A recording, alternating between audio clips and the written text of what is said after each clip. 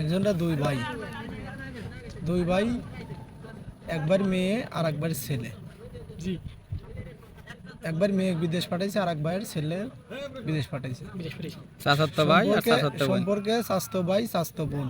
হুম। তো বিদেশ পাঠাইছে, বিদেশ পাঠানোর পরে প্রথম 2 মাস গেছে, সেরিও যে টাকা পাঠাইছে সেরা ওই টাকাই পাঠাইছে।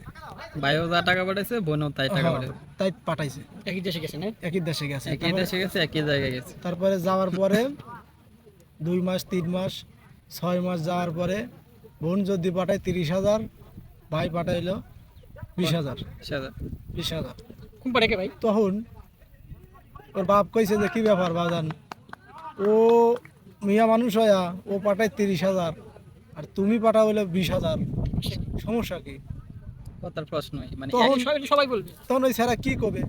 বাইর কোন কথা আছে? তখন কইছে আব্বা ও 30,000 পাঠায়, আমি 20,000 পাঠাই, ওর হাতে যা আছে আমার হাতে আর তার তা নাই, সে তো মেয়ে মানুষ। আর আমার হাতে যা আছে ওর হাতে তো তা নাই, ও হলো মেয়ে মানুষ। এতে কি বোঝা গেল? মেয়ে মানুষ কি টাকা বেশি কামাইবে? বাকিটা বুঝে না।